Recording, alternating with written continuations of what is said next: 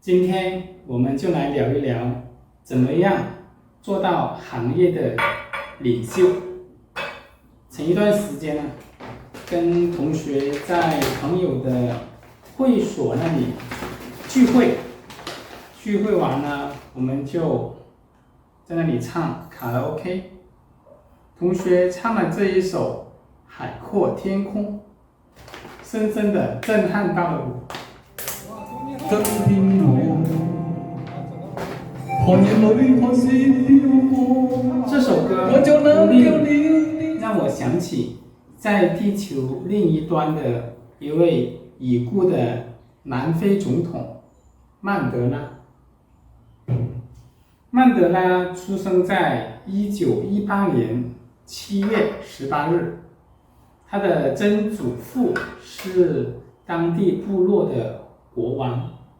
他的父亲呢也是当地的政府官员，可以说曼德拉是一个妥妥的贵族，还有官二代，所以他在小时候就能够接受良好的教育。在他20岁的时候，曼德拉取得了文学学士的学位。他在校期间就受到了印度英雄领袖甘地的影响。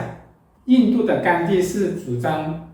不合作、非暴力运动，取得了印度民族的解放。所以曼德拉在校期间就看到了白人统治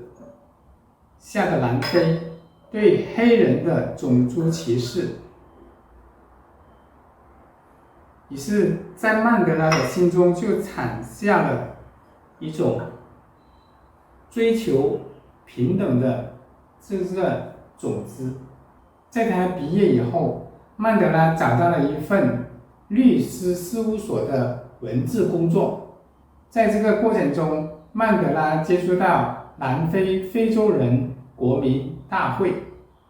叫做非国大。随着南非政府对黑人的种族隔离政策进一步的加强，所谓这个种族隔离政策，就是把南非占80%以上的黑人限制在只占全国土地面积12%的范围以内活动，就把黑人跟白人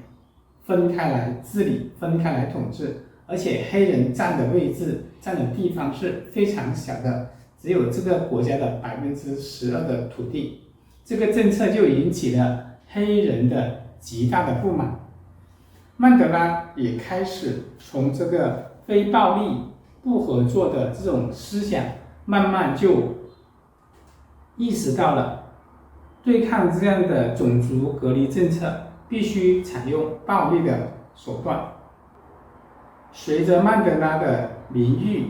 地位、声望逐渐的升高，南非政府对曼德拉也提高了警惕。在1962年，南非政府把曼德拉逮捕入狱，被判无期徒刑。曼德拉在监狱之中，他学习了很多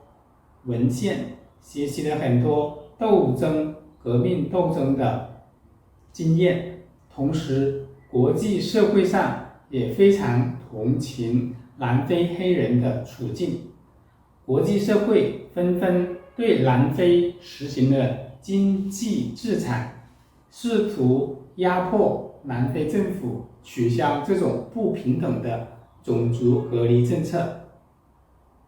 曼德拉在狱期间，外面的黑人运动风起云涌，然后迫于国内的压力，还有国际形势的压力，南非白人政府不得不在1990年释放曼德拉。在曼德拉被释放的那一年，香港有一个乐队叫做 Beyond， 他的主唱黄家驹听到了曼德拉的故事，深深的受到曼德拉这种精神的影响，于是他创作了这一首歌曲《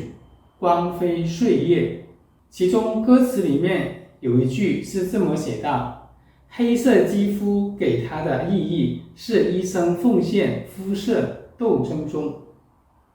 3年以后，曼德拉获得了诺贝尔和平奖。1994年，非国大在首次的非种族的大选中获胜，曼德拉迅速要求，也成为了南非第一位黑人总统。所以，通过曼德拉的故事，还有这一首歌，我们学到了什么呢？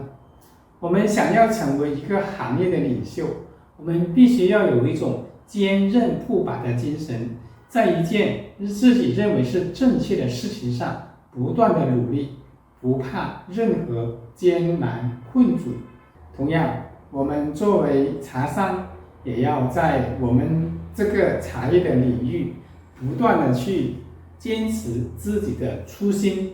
不断的把控好我们茶叶的品质，为消费者做出更多性价比高的茶叶，为我们的粉丝进一步服务。这就是做一个领袖的最根本的、最有效的、最可靠的方法。为了理想，谁人都